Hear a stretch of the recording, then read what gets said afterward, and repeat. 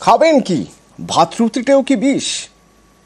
যাদবপুরের গবেষণায় বিস্ফোরক তথ্য পাওয়া যাচ্ছে। গবেষকরা বলছেন ফসলে মিশছে ক্যাডমিয়ামের মতো ধাতু, যা শরীরে গেলে বিকল হতে পারে কিডনি, ক্ষয়ে যেতে পারে হাড়, এমনকি মৃত্যু পর্যন্ত হতে পারে।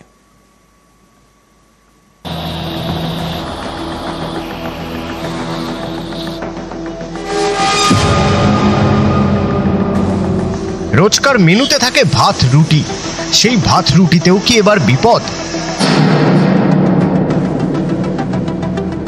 যাদবপুর বিশ্ববিদ্যালয় স্কুল অফ এনভায়রনমেন্টাল স্টাডিজ এদের গবেষণায় উঠে এসেছে চাঞ্চল্যকর তথ্য।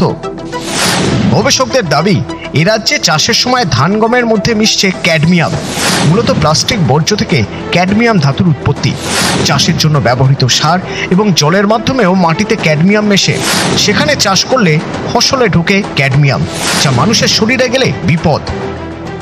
ক্যাডমিয়াম শরীরে প্রবেশ করলে এই যে সমস্ত হিউম্যান বডিগুলোকে যেটা ড্যামেজ করে দেয়, সেটা হচ্ছে এ মারাত্মকভাবে হাড়কে অ্যাটাক করে, বোনকে অ্যাটাক করে, কিডনিকে অ্যাটাক করে এবং বোনকে ও ব্রিটল করে দেয়, ভেঙে দেয়। জয়েন্ট পোর্শনে বোন আছে তাকে অথর্ব করে দেয়, কিডনির কার্যক্ষমতা কমিয়ে দেয়, ফুসফুসকে অ্যাটাক করে, অ্যানিমিয়া সৃষ্টি করে। অনেকগুলো এর অ্যাডভার্স হেলথ এফেক্টস আছে, কারণ এটা একটা খুব কার্সিনোজেনিক সাবস্টেন্স। বছরখানেক আগে ক্যাডমিয়াম নিয়ে গবেষণা শুরু করে যাদবপুর বিশ্ববিদ্যালয় স্কুল অফ এনভায়রনমেন্টাল স্টাডিজ বিভাগ। এই গবেষণায় উত্তর 24 পরগনা দেগঙ্গা, বাদুড়িয়া, গাইঘাটা, বনগা এবং হাসনাবাদের মাটিতে ক্যাডমিয়াম পাওয়া গিয়েছে। এইসব এলাকায় প্রচুর ধান গমের চাষ হয়, তাই গবেষকদের আশঙ্কা ভাত রুটির মাধ্যমে অনেকের শরীরে ক্যাডমিয়াম ঢুকতে পারে। তেমনটা হলে চিন্তার বিষয়, কারণ ক্যাডমিয়ামের প্রভাবে কিডনি, ফুসফুস খারাপ হয়ে যেতে পারে, হাড়ের ক্ষয় হতে শুরু করে, ক্যান্সারের মতো মারণ রোগও হতে পারে।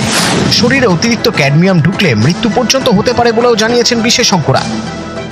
অনেক দিন যাবৎ যদি একটা প্রলংড এক্সপোজার হয়, তার থেকে কিন্তু শরীরের বিভিন্ন জায়গায় ক্যান্সার হতে পারে। তার মধ্যে kidney, prostate, lungs, urinary bladder, pancreas, এই সমস্ত জায়গায় কিন্তু কিউমুলেটিভ এক্সপোজার যেটা বলছিলাম, অধিক দিন যাবৎ যদি ক্যালসিয়াম আমাদের শরীরে বিভিন্ন মাধ্যমে ঢোকে, তার থেকে কিন্তু ভবিষ্যতে ক্যান্সার হতে পারে।